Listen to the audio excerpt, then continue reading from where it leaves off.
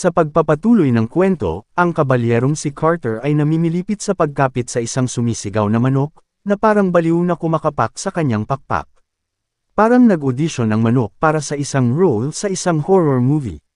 Nang magsimulang kumilos si Roland, itinikom ni Noah ang kanyang bibig, alam na may mangyayaring masama. Ngunit nang siya ay malapit ng sumigaw, ang manok ay nagpakawala ng nakakairitang sigaw, at ang mga balahibo nito ay lumilipad kung saan-saan. Iniunat ni Noah ang kanyang maliit na braso patungo sa napulay na manok, gamit ang kanyang espesyal na kapangyarihan upang pagalingin ito. Sa loob ng ilang segundo, ang manok na mukhang malungkot kanina ay naging masigla na. Patalon-talon ang maliit na manok na ito na ginagaya ang isang agila na lumilipad sa himpapawid.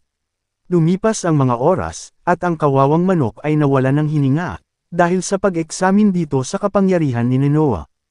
Ang maliit na katawan nito ay malamig na at wala ng buhay, marahang nakayakap sa mainit na mga bisig ni Carter habang sinabi ni Roland na ang kakayahan ni Noah ay maaaring makarecover ng mga nasirang bahagi ng katawan, ngunit ang kanyang kapangyarihan ay hindi maaaring makagawa ng isang bagong paa. Gayunpaman, ang isang paa na naputol ay maaaring pagkabitin ulit, at kaya nitong pagalingin. Ngunit sa sitwasyong ito ay hindi kayang maibalik ang patay. Matapos ang conclusion na ito, inutusan ni Roland si Carter na ibalik ang manok sa kusina. Nakatayo si Noah sa gilid, tumutulo ang mga luha sa kanyang mukha. Kinagat niya ang kanyang labi, pilit na pinipigilan ang kanyang emosyon matapos masaksihan ang sitwasyong iyon. Napansin ni Roland na medyo nalulungkot pa rin si Noah pagkatapos ng mga naunang pangyayari, kaya nagkaroon siya ng ideya na pasayahin siya. Inanyayahan siya ni Roland sa isang masayang picnic. Naningkit ang mga mata ni Noah sa tuwa nang makita ang mesa na umaapaw sa masasarap na pagkain, puno ng iba't ibang dessert. Nang makaupo na siya sa mesa, hindi maiwasan ni Noah na maramdaman na ang lahat ng kalungkutan mula kanina ay nawala sa hangin. Napapaligiran siya ng masarap na pagkain, magandang samahan, at good vibes. Nang magsimulang lumubog na ang araw sa dapit hapon, inihatid ni Carter si Noah palabas ng kastilyo, nagniningning sa tuwa at kamakaway pa kay Roland, nangako na magkikita pa sila bukas. Si Anna, na nakatayo sa tabi ni Roland, ay hindi maiwasang magtaka kung bakit hindi niya sinubukang kumbinsihin si Noah na manatili. Kung tutuusin, isa rin siyang witch. Tumingin si Roland kay Noah habang lumalayo, may maliit na ngiti na naglalaro sa kanyang mga labi. May pamilya pa si Noah, mahinang sabi niya kay Anna. Sa ngayon, hindi nila alam ang tungkol sa kapangyarihan niya.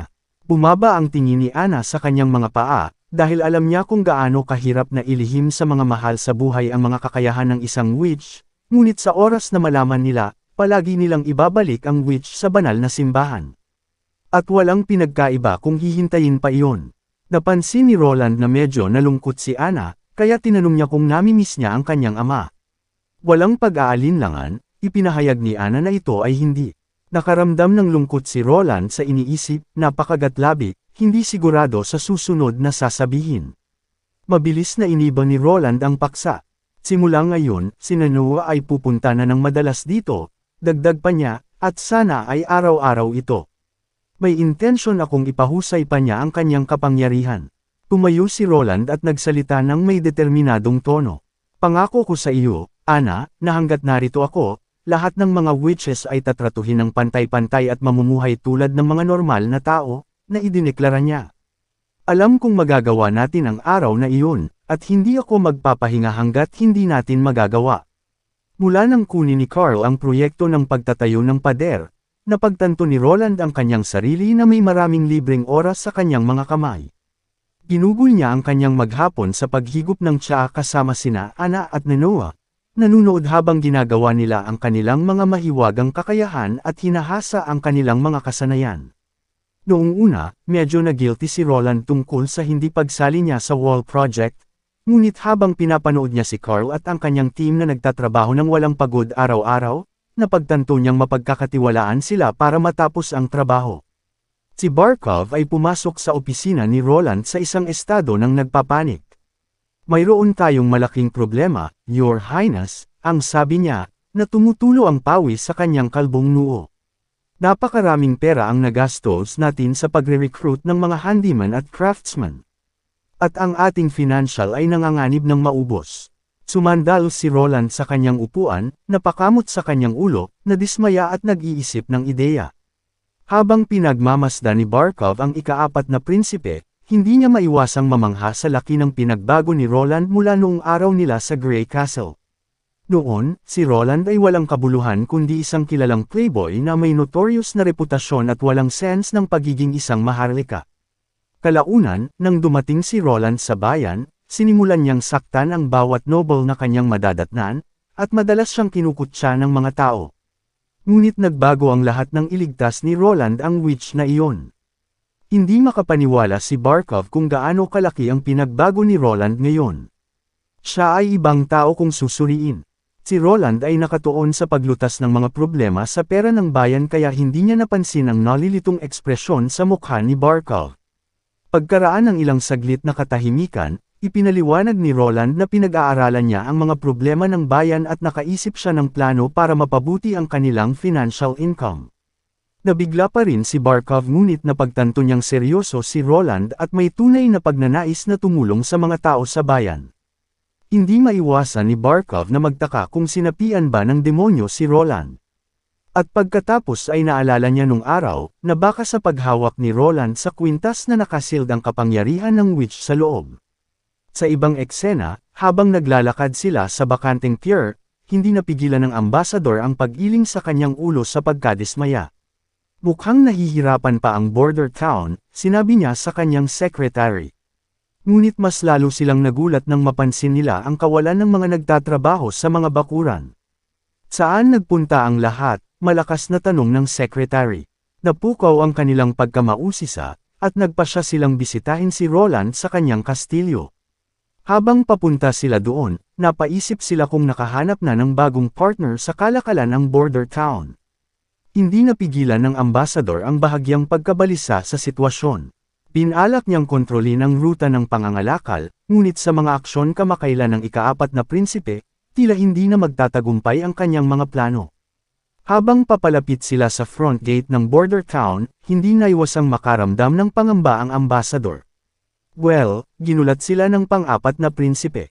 Inimbitahan ni Roland ang ambasador sa isang welcome dinner, ngunit sa halip na ang karaniwang mga kutsara at tinidor, binigyan siya ng 2 kahoy na stick. Medyo nalito ang ambasador, hindi pa siya nakakagamit ng chopsticks, at nakita niya si Roland na mabilis na kinuha ang kanyang pagkain. Sinusubukang kopyahin siya, ang ambasador ay nakatuon ng husto sa pagsisikap na makuha ang isang cherry tomato. Ngunit nang malapit na itong makuha, biglang nagtanong si Roland sa kanya, dahilan para tumalon ang ambasador at may hagis ang kamatis sa itaas. Tinanong ni Roland ang ambasador kung ano ang palagay niya tungkol sa mga chopstick, dahil mas madaling makuha ang mga ito kaysa sa mga kutsara, at ang kanyang mga tao ay hindi na kailangang mag-alala tungkol sa mga sakit na pumapasok sa kanilang mga bibig dahil palagi silang kumakain sa pamamagitan ng pag-agaw ng pagkain. Hindi maiwasan ng ambasador na humanga sa katalinuhan ng ikaapat na prinsipe. Nagpatuloy si Roland sa pagsasabi sa ambasador na dahil sa isang kuweba, wala silang maaani mula sa mga minahan hanggang sa susunod na taon. Sinabi ng ambasador kung ano ang ginawa nila sa kanilang ani, sa nakalipas na 2 buwan. Sinabi sa kanya ni Roland na ang ani ay hindi sapat upang pakainin ang kanyang mga tao, at ipinaalala sa ambasador ang nangyari noong buwan ng demonyo noong 2 taon na ang nakararaan. Sumandal si Roland at tumingin ng diretso sa ambasador, puno ng may tiwala sa kanyang sarili ang kanyang mga mata. Kailangan namin makahanap ng solusyon, ang sabi niya. Hindi kami maaaring patuloy na umasa sa parehong mga lumang pamamaraan na pagkabigo sa amin sa nakaraan. Ang ambasador ay hindi sumang-ayon o tumanggi, ngunit sa halip ay nagbigay ng punto sa plano.